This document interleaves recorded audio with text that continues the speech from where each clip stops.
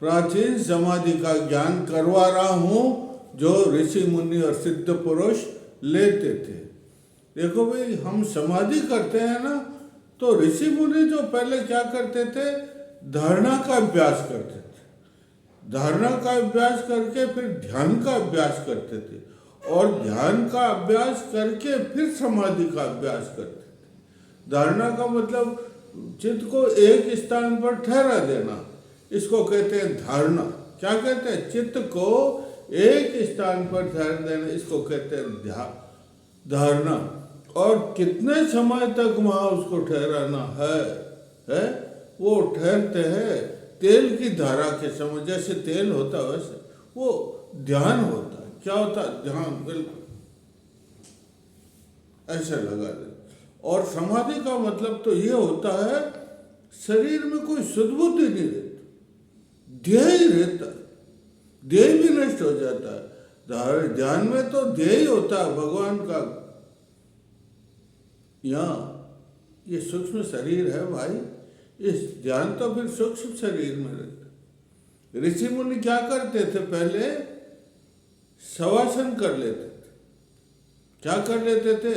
सारे शरीर यहाँ बढ़ जाते, यूं पद्मासन लगा कर। पहले तो स्नान करते, स्नान करके शुद्ध हो गए, फिर अंतर स्नान करते हैं। अंतर स्नान का मतलब सारे शरीर को अंतर में प्राणमय कर देना, अंतर के, और बाहरी शरीर को प्राणमय कर देना। ये जो शरीर की शुद्धि है इसे दिव्यकरण कहते हैं। क्या कहते हैं? शरीर दिव्यकरण की चाबी तो गुरु पास होता है, गुरु देते हैं चाबी। कौन सी चाबी?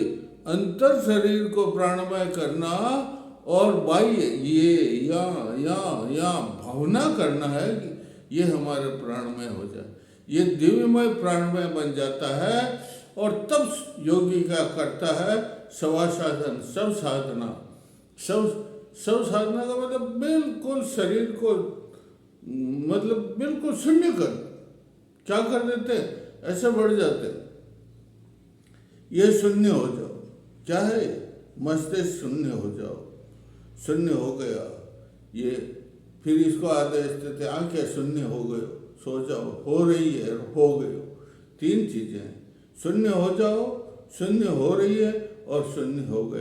प्रत्येक अंग में, जैसे ये हृदय है, पूरा लड़ा हो, यहाँ से लेकर के सिर, उसके बाद में आंखें, उसके बाद में कान, उसके बाद में मुख, जिब्बा, कहना जिब्बा शून्य हो जाओ है, और शांत रहो। और फिर कहना हो रही है, और फिर कहना हो गई। इस तरह से हृदय शून्य हो जाओ, हृदय शून्य हो रहा है, शांत हो रहा है। इस प्रकार पूरे शरीर को निर्विकार मय, बिल्कुल शुद्ध शांत है, तर्क रहित है, और विश्राम दे देते हैं। और फिर जो है पद्मासन में बैठ जाते हैं।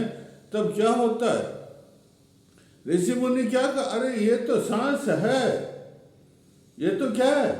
आप जो सांस लेते हैं ये पूरक रेचक, ये तो बाहरी सांस है।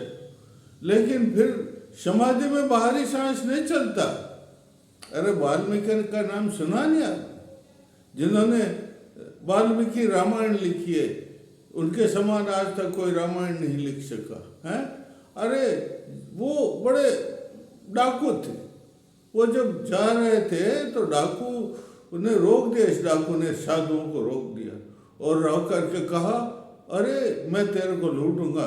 तो उन्होंने कहा, जा पहले अपने माता पिता को और पूछ ले, लुगाई को और पूछ ले कि मुझे क्यों लूट रहा है, तुझे मुक्ति मिलेगी पाप का भोग। तो दौड़ा गया और उसने पूछा तो कहा, हम तो जन्म ही मजाक करने के लिए, भोग करने के लिए लिया है, इस